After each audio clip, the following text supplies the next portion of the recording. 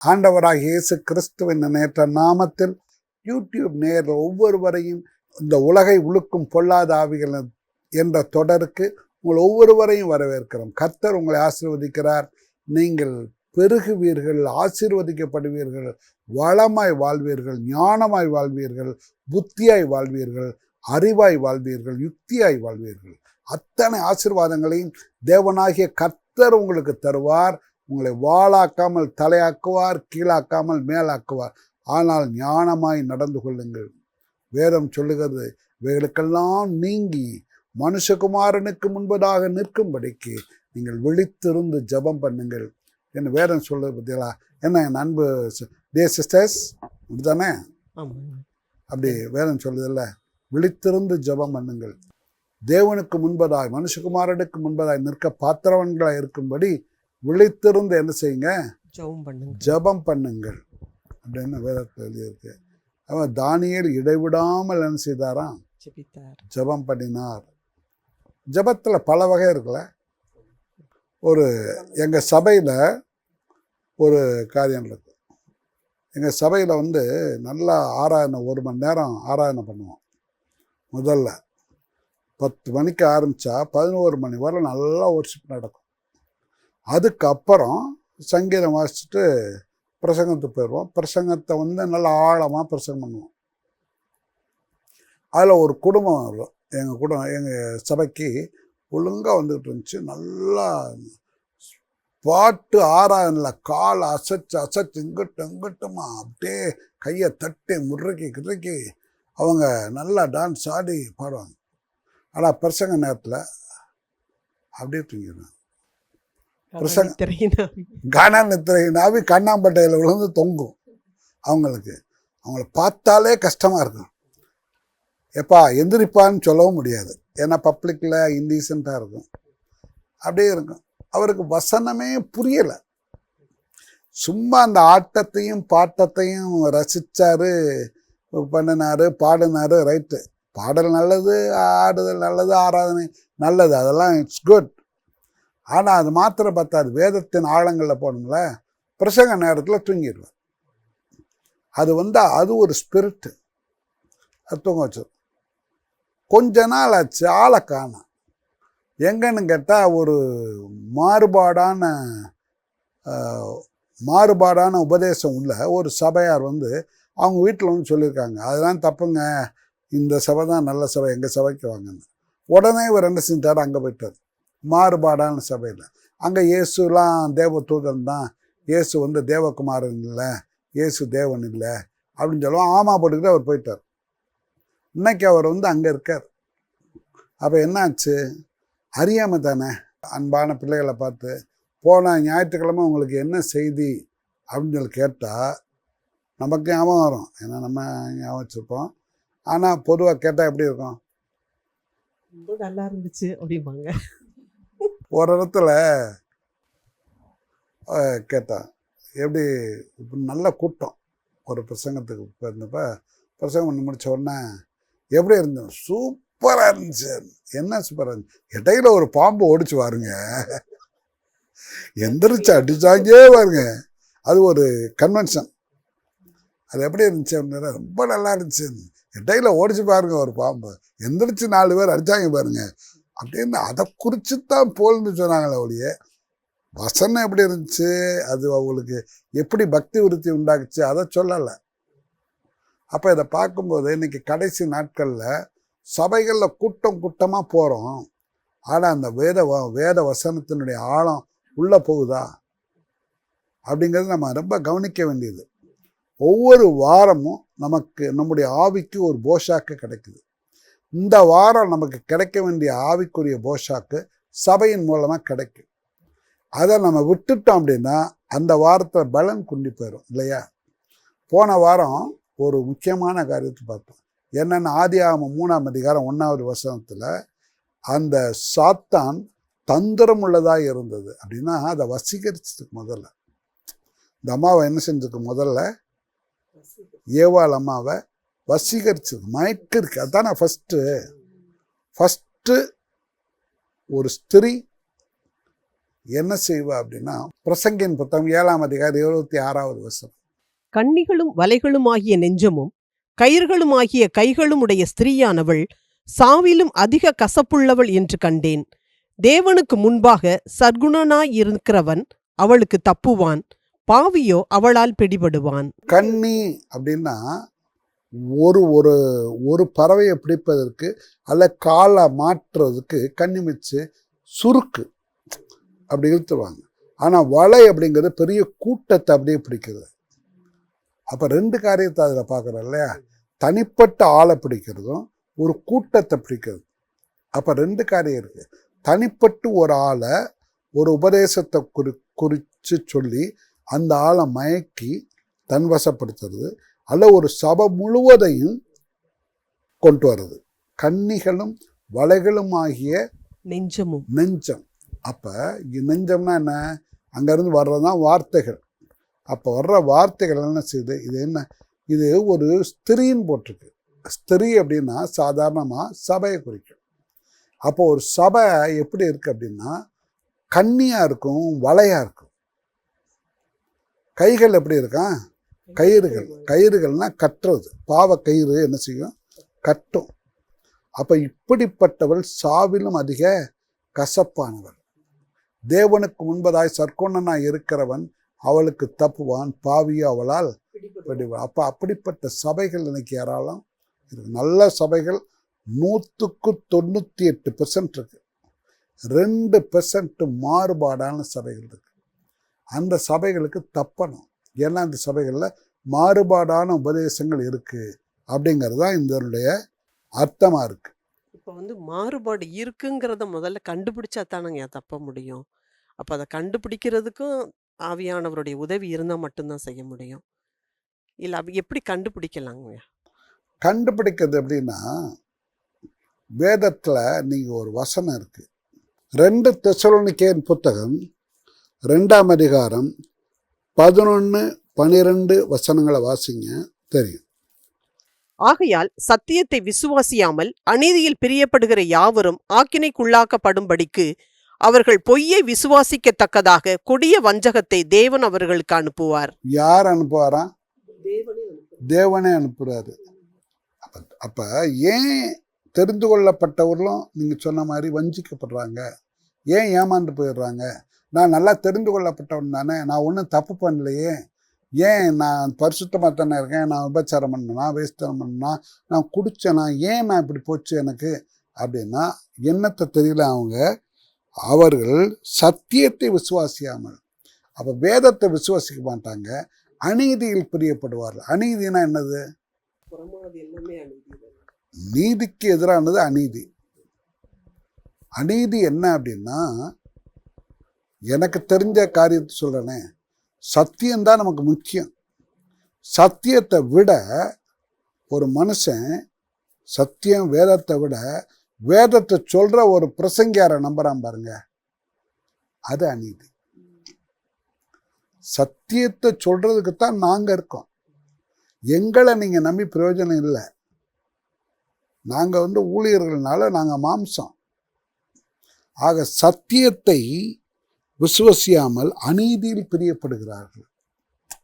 அவங்க பாஸ்டர் சொன்னா right, pastor கடத்துக்குள்ள கொதிக்க சொன்னா கொதிச்சிருவேன், பாஸ்டர் சொன்னா நான் செஞ்சிருவேன். இல்லப்பா, பாஸ்டர் கரெக்டா வேதத்தை பிரசங்கம் பண்ணா ஓகே, வேதத்தை இல்லாம இன்னொன்னு சொல்றாரு அப்படின்னா ஐயோ பாஸ்டர் சொல்லிட்டார், அதான் அநீதி. சத்தியம்னா வேதத்தை முதல்ல நேசிக்கணும்.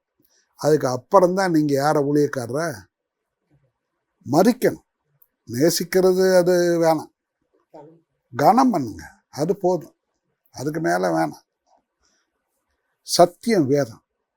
இயேசுவை விட அவங்க ஊழியர்கள் மேல அதிக நம்பிக்கை வைக்கிறாங்க. நீங்க நிறைய இடங்கள்ல பாருங்களேன்.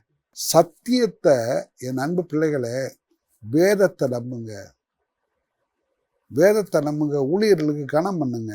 ஆனா ஊழியக்காரன் தான் முழுசும் அப்படின்னு சொல்லிட்டு நம்பி போயிடாதீங்க. அதைத்தான் இங்க சொல்றாரு, சத்தியத்தை விசுவாசியாமல் அநீதியில் பிரியப்படுகிற யாவரும் ஆக்கினைக்குள்ளாகும்படி. அப்ப இப்படி வேதத்தை விட்டுட்டு வேதம் வேணாம் எனக்கு, இவர் தான் எனக்கு வேணும் அப்படின்னா, அநீதியில் பிரியப்படுகிற ஒவ்வொருவரும் அவர்கள் பொய்யை விசுவாசிக்கத்தக்கதாக கொடிய வஞ்சகத்தை தேவனே அவர்களுக்குள் அனுப்புவார். நல்லா தெரிஞ்சுக்கிறேங்க, நீங்க போற சபையை குற்றம் சொல்லல. நல்லது, நல்ல சபை, சபையை நேசிங்க. ஆனா எல்லாத்த விட வேதத்தை நேசிங்க, இயேசுவை நேசிங்க. மனுஷன் எவனும் பொய்யன் என்று சொல்வோமாக, இல்லையா? இப்ப வேதத்துக்கு நம்ம அதாவது சொல்ற ஆளுக்கு மதிப்பு குடுத்துட்டு, வேதத்துக்கு மதிப்பு குடுக்கல அப்படின்னா, ஆண்டவரையே கனவீனப்படுத்துற மாதிரி ஆயிரும்ல. ஏன்னா வேதம் தான் சத்தியம்னு சொல்லியிருக்கு. அப்ப அந்த சத்தியத்துக்கு நம்ம முக்கியத்துவம் குடுக்கல அப்படின்னா, ஆண்டவருக்கு மகிமை குடுக்கல. அப்ப மகிமை குடுக்கலன்னா கண்டிப்பா அவரால தாங்கவே முடியாது. ஆக்கினைய தானே குடுப்பாரு. ஒரு ஏழை ஊழியக்காரர் இருக்காரு, ஒரு வேட்டி கட்டிட்டு வராரு, ஒரு கிழிஞ்ச சட்டை ஒன்று போட்டிருக்காரு, ஒரு சோழனா பை போட்டிருக்காரு, கையில் பைபிளோடு வராரு. அவர் சத்தியத்தை போதிக்கிறார். அந்த சத்தியத்தை ஒரு வீட்டில் போதிக்கிறார், தப்பையா.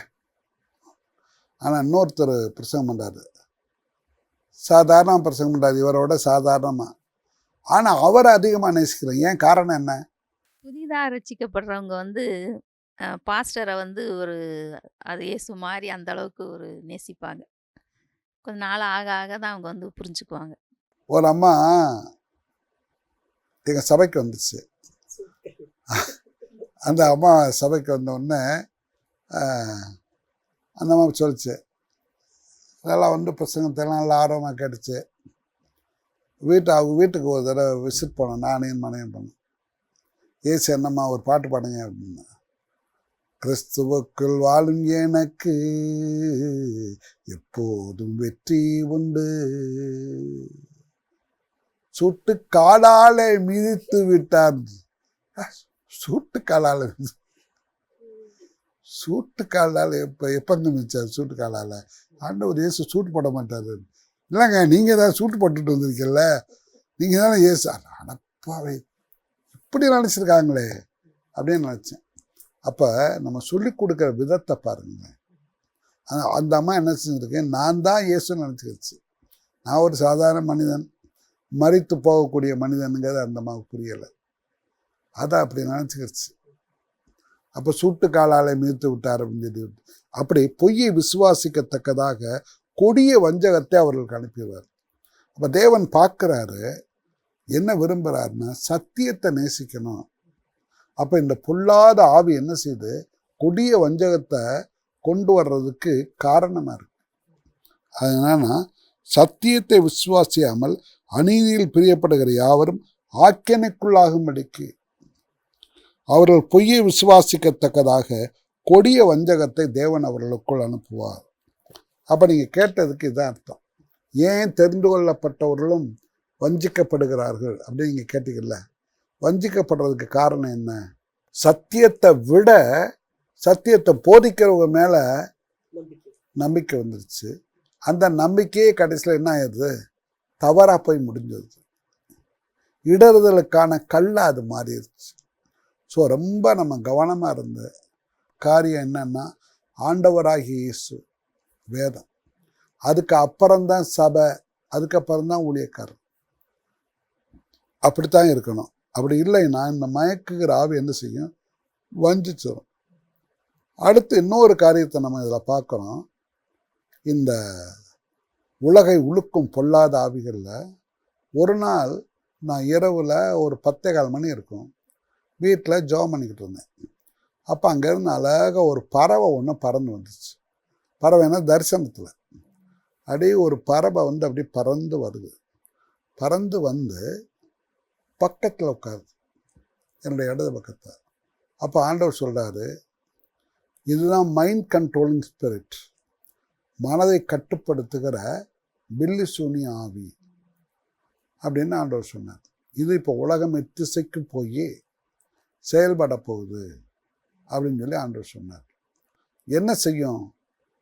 பொதுவாக மனதை கட்டுப்படுத்தும் போது இது என்ன செய்யும்? அதில் பாவத்தில் விழச் செய்யும். ம் ஒரு நல்ல எண்ணங்களில் இருந்தால் கூட அவங்களோட எண்ணமே அப்படியே தலைகீழாக அவங்கள சிந்திக்க வைக்கும். அவங்க நல்லவங்களா இருந்தால் கூட திடீர்னு தலைகீழாக அவங்களோட எண்ணம்லாம் மாறுற மாதிரி இருக்கும். இது கண்ட்ரோல் பண்ணிடும் அவங்களுடைய மனதை அப்படியே மனதை கண்ட்ரோல் பண்ணி அப்படியே கண்ட்ரோல் பிடிச்சிடும். என்ன அதான் மனதை கட்டுப்படுத்துகிற பில்லி சூனி ஆவி. தாவீத கூட எப்படி இந்த ஆவி மயக்குச்சோ, அதே மாதிரி இந்த மனதை கட்டுப்படுத்துகிற அந்த பொல்லாத ஆவி அவரை பிடிச்சதுனால தான் இந்த கண்ட்ரோலுக்குள்ள அவர் வர்றார். அதனால தான் அங்க தவறு செய்றார் ஆனால் இவரும் அப்படிங்கிறாங்க. அதை அப்படி அப்படி தள்ளி விட்டு தான் பார்த்துருப்பாரு. ஆனால் முடியலை, அதில் ஆப்பிட்டுக்கிட்டாரு. என்ன அவள் மனதை கட்டுப்படுத்துகிற ஆவி என்ன செய்யும் அப்படின்னா, இந்த மனதை கட்டுப்படுத்துகிற ஆவி இன்னொன்று கொண்டு வந்து கூட விட்டுரும். வசீகரிக்கிற ஆவி இருக்கு, இது ஒரு மனுஷன் அப்படி வசீகரிச்சுன்னா அப்படியே அது மைண்டில் போயிடுது.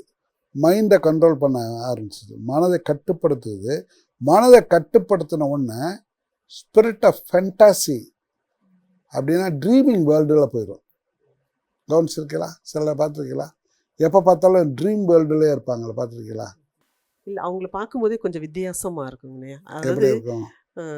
இவங்க வந்து என்ன எப்போ பார்த்தாலும் கனவு காண்ற மாதிரியே இருக்கிறாங்க அப்படின்னு இருக்கும். அவங்க கூட பேசணும் அப்படின்னா, என்னுடைய ஃபியூச்சர் வந்து இப்படி இருக்கும், இப்படி இருக்கும், இப்படி இருக்கும் அப்படின்னு இவங்கள ஒரு மைண்டு பிக்சர் மாதிரி வச்சுக்கிட்டு அவங்க பேசுவாங்க. Mental picture. மென்டல் பிக்சர் மாதிரி வச்சுக்கிட்டு பேசுவாங்க. அவங்களுக்கு வந்து வேலையே இருக்காது. அந்த வேலை இல்லாததுனாலே டிப்ரெஷன் ஆகி இருப்பாங்க. ஆனால் இவங்க பார்த்தா நான் வந்து பெரிய பங்களா வாங்கிடுவேன், நான் கார் வாங்கிடுவேன், இது இப்படி பண்ணணும், அப்படி செய்யணும் அப்படிங்கிறதுலாம் அது ஒரு கனவு மாதிரி தான் தெரியும் நமக்கு அவங்களுக்கு சொல்கிறது பார்க்கும்போது, அதை கேட்கும்போது நமக்கு. அப்போ அவங்க ஏதோ ஒரு ஸ்பிரிட்டில் வந்து அட்டாக் ஆகியிருக்காங்க அப்படிங்கிறத அந்த நேரத்தில் நம்ம உணர முடியும். ஆமாம், கண்டிப்பாக. அதான் ஸ்பிரிட் ஆஃப் ஃபேண்டசி அப்படின்னா தேவன் காட்டுற தரிசனம் வேறு. தேவன் நமக்கு தரிசனத்தை காட்டுறார். இந்த காரியத்தை நீ செய்ய, இப்படி இருக்கும் உடைய எதிர்காலம், அது நடக்கும். ஆனால் அதே சமயத்தில் மனுஷனா பிசாசு வந்து ஒரு ட்ரீமை கொடுக்கும். அப்படியே இருக்கணும், இப்படியே இருக்கணும், இப்படியே இருக்கணும், இப்படியே இருக்கணும். ஒன்றுமே இல்லாமல் கூரை வீட்டில் இருப்பான். அவன் போய் ஒரு பெரிய அரமனையவே வாங்கி விலைக்கு வாங்கி, ஒரு பெரிய ஊரையே விலைக்கு வாங்கி, அந்த ஊரையே ஒரு அரசாட்சி பண்ணுற மாதிரி கனவு காங்குது. அது நிலைக்காது. ஸ்பிரிட் ஆஃப் ஃபென்டாசி அப்படின்பாங்க. அதாவது டே ட்ரீமிங். இது ஒரு ஆவி. ஆக இந்த ஆவிகள் என்ன செய்யப்படணும்? துரத்தப்படணும். துரத்தப்படும் பொழுது தான் ஆசீர்வதிக்கப்படுவாங்க இல்லையா? இந்த மனதை கட்டுப்படுத்துகிற பில்லிசூனி ஆவி அப்படிங்கிறது என்ன செய்யும்னா, கூடுமானவர் எல்லாரையுமே பிடிக்குது. ஆனால் கூடுமானவரை வாலிபர்களை இது பிடிச்சது. வாலிப பிள்ளைகளை பிடிச்சது. எனக்கு தெரிய ஒரு மருத்துவ கல்லூரி மாணவன், அவங்க ஒரு ஜெப கூட்டத்தில் ஜெபம் பண்ணிக்கிட்டு இருக்காங்க. அப்போ அந்த பிரசங்கர் சொல்கிறாரு, இயேசுவை காணலாம், நீங்கள் இப்பொழுதே பார்க்கலாம், இயேசுவை பார்க்காதவர்கள் நீங்கள் என்ன ஆட்கள், நீங்கள் காணலாம் அப்படின்னு பிரசங்கம் பண்ணுறாரு. அங்கே இருந்த அந்த ஒரு பையனுக்கு ரொம்ப ஆர்வம் போச்சு. எப்படியாவது எனக்கு இயேசுவை பார்க்கணும், பார்க்க முடியல, கண்ணுக்கு முன்னாடி தெரியல. வீட்டுக்கு போனான். வீட்டுக்கு போய் ஆண்டவரே வாங்க வரவே இல்லை. கடைசியில் ஒரு குரல் கேட்குது, நீ என்னை பார்க்கணும் விரும்புறியா? ஆமாம். அப்போ ஒன்று செய், ஒரு 30 தூக்க மாத்திரை வாங்கு, நீ போடு, நீ என்னை பார்க்கலாம். போனான், கடைக்கு போனான். யார்? மெடிக்கல் காலேஜில் படிக்கிற. நேராக கடைக்கு போனான். போய் 30 தூக்க மாத்திரை வாங்கி போட்டு படுத்தான். அப்போ பிசாசுடைய வஞ்சகத்தை பாருங்கள்.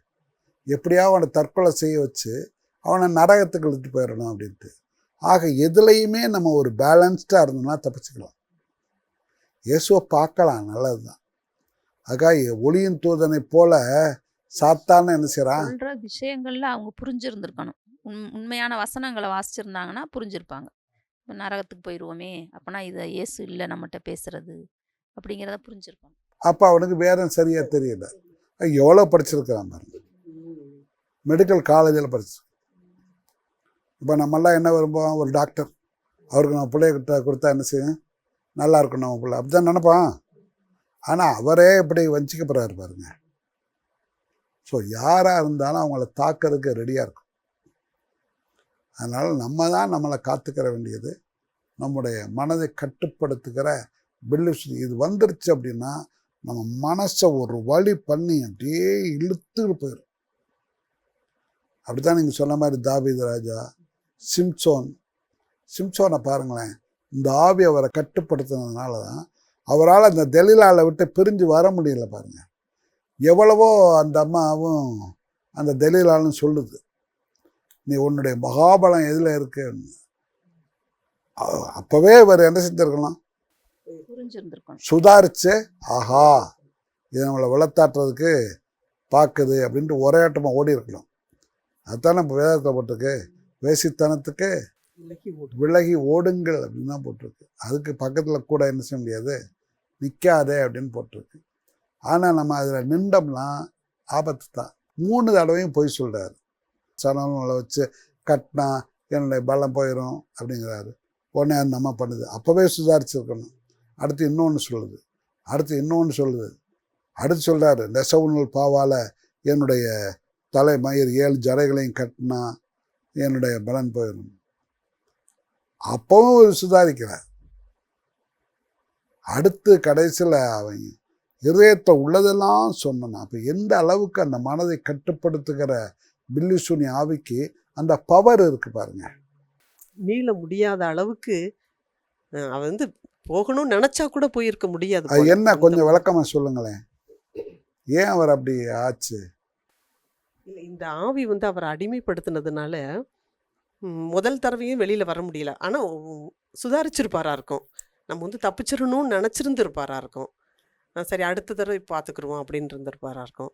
அடுத்த தடவையும் தப்பிக்க முடியல. அவரை தப்பிக்க விடாதபடி மைண்டை ஃபுல்லாக கண்ட்ரோலுக்கு கொண்டு வந்துருச்சு. அப்படியே ஒரு அடிமை போல், அந்த ஆவிக்கு ஒரு அடிமை மாதிரி அவர் ஆக்கிருச்சு. அப்போ அந்த அடிமைத்தனத்திலிருந்து அவரால் விடுபட முடியலை. நான் மனதை கட்டுப்படுத்துகிற பில்லிசூனி ஆவி. அவர் சொல்கிறாரு, அந்த பெண் என் கண்களுக்கு பிரியமானவள்ங்கிறாரு ஆரம்பத்தில். கடைசியில் அவருடைய கண்ணே பிடுங்கப்பட்டு போச்சு.